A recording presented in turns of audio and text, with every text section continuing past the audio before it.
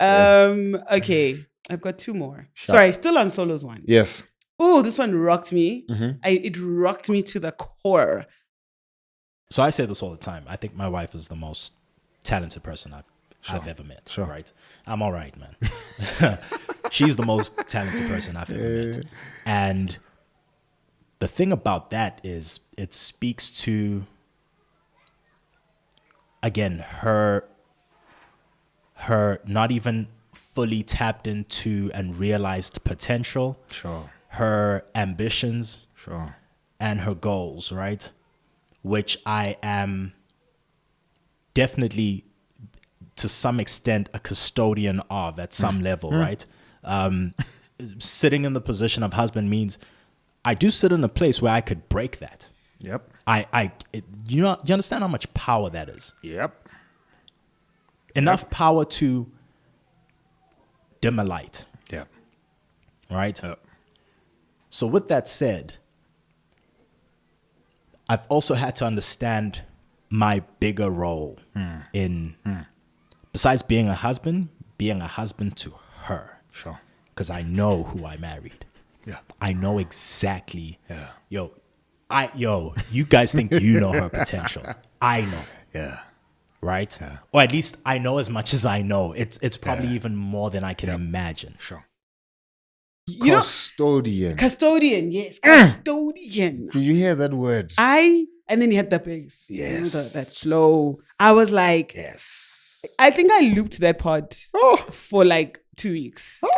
Because number one, I realized that, it's not something that was conscious in my head that, Blaque is a custodian of my gifts. No, but absolutely from the time that we've been married, you are the first person who hears the idea. Mm-hmm. Sometimes you're the first person who sees the idea. Mm-hmm. Mama, why don't you do that? Why don't you're the first person. Okay, Blaque, I think I want to. And at that crucial moment where it's like it's embryonic. I don't know if that's the word. No. But it's an embryo. Mm-hmm. At that crucial moment, you could very easily crush it. Very easily. And the scary thing is we've seen that. Yep. And it was just that thing rocked me because it does put you in a position of vulnerability, but you don't experience hope, love without being vulnerable, right? Like it's what Jabu said in this episode as well. Like that's the game, but I was like, oh my word. Like even something as, obviously you're a person, you gain weight, lose weight too, but as women who we want to be beautiful, we want to, there's something about I can dress up and everyone can compliment me. But I really want you to compliment me as well. Like there's like not even as well. Like you're probably the main person I want to hear that I look nice from, and like your body changes, things are changing, big, small, you've got discoloration, pimples, whatever. And you could, the confidence, like how many times you've given me confidence to wear that thing I wanted to wear, but I just was like, I'm not sure for whatever reason. And then you're like, no, girl. And I'm like, actually. And then I walk out and feel like, you're so confident. Like, yeah, I'm very confident.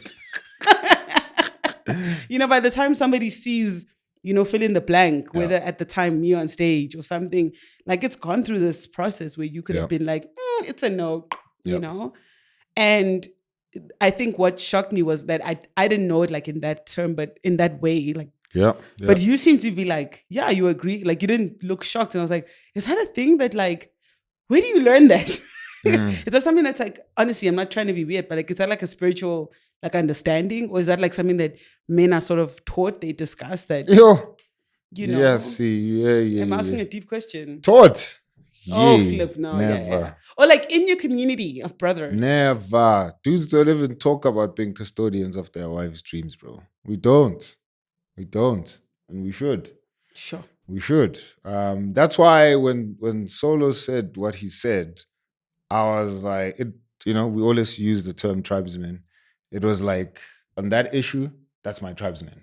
Oh, like, the soul tribe thing. Yeah, he gets it. I get it. I like, you got it. You got it. That's what I'm doing with my life. You come easy, right? Shucks.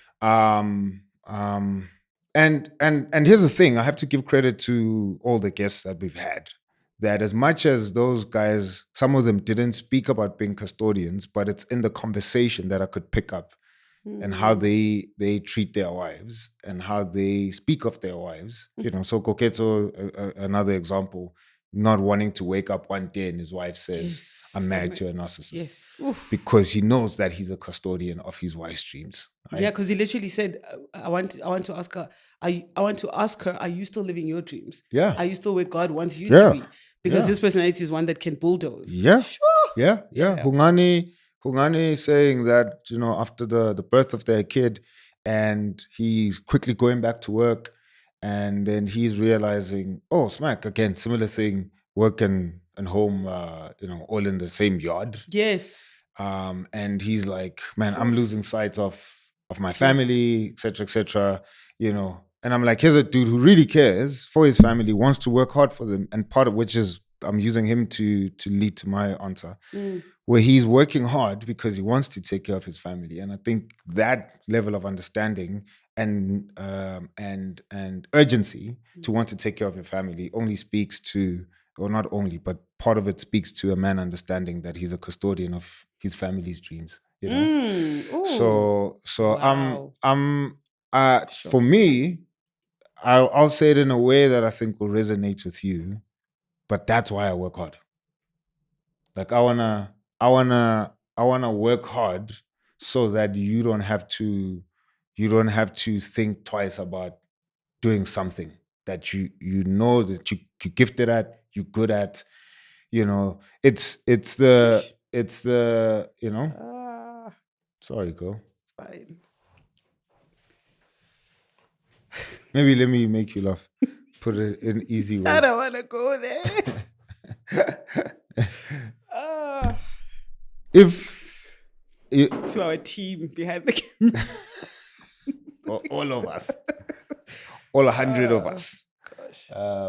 But I work hard so that I could be your blesser. Right? Yeah.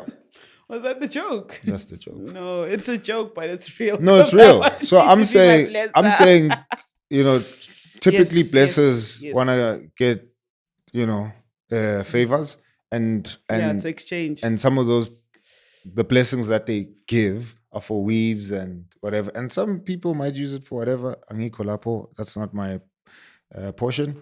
But my thing is, man, work hard so that you know, I want to go buy, hey, you tell me what's a fancy guitar, you know. Ed Sheeran plays a Martin.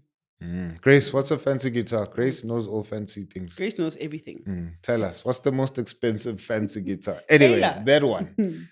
I work hard so that you can say, I want to go buy a Taylor. And I'm like, oh, sure, dog, whatever. Because I know what music means for you. I know, you know, the gift that you have and how I can facilitate that, be a blesser for that, you know, an enabler, be a custodian for that. So that's why I resonated with what he said there, you know, and how he then says, for us as audience looking into their lives and particularly his wife's career, like we don't even know like the level of talent that she has, that he's been exposed to. Like we haven't even scratched the surface when it comes to how amazing and talented Dineo is. And I was like, yeah, I meet people who are like, you know, Farina, and I know she's gonna be watching. Future judge, she knows who she is. Let me not expose you by your real name. Yes, I remember her. And Portia. Anyway, There are many Porsches.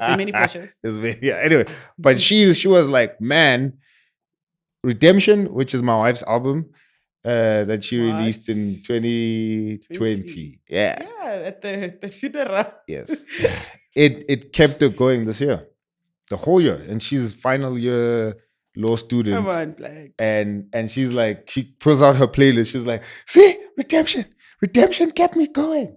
And so I was like, man, if you like Redemption kept you going, but you don't know how much is still in this chick. You don't know how much is still in this woman, and the kind of ideas, creativity, just the juice and passion that you have. And then I'm like, man, I'd be a papaya of a husband if one day God comes back and is like, oh, you fine. All this I deposited in this girl. Like, you telling me you just scratched the surface, right?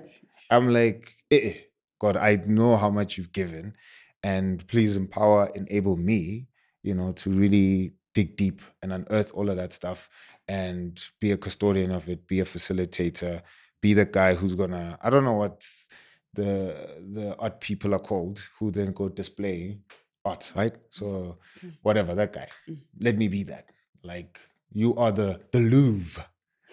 You are the Louvre. The Louvre. And I am the one with the keys to the Louvre. Right? There's how many? Sure. There's over, I know it's in the hundreds though. It's in the hundreds of paintings in the Louvre that are not displayed to the public. Yes. Yeah. Like it's special. No, they don't. Yeah, no, I don't know who sees them, but they're not displayed for the public. Because our cells in oxygen is gonna. I don't know. I don't know. I'm being silly, but I do know about that. But either way, my point is there's so many other paintings in this Louvre that the public doesn't know that I want to work to expose. So. Sure. Yeah. Anyway. There's a lot there. There's a lot there. Hey, thanks for tuning in. There's more in that conversation. If you want to check out the full episode, click on the video right now or the link in the description box.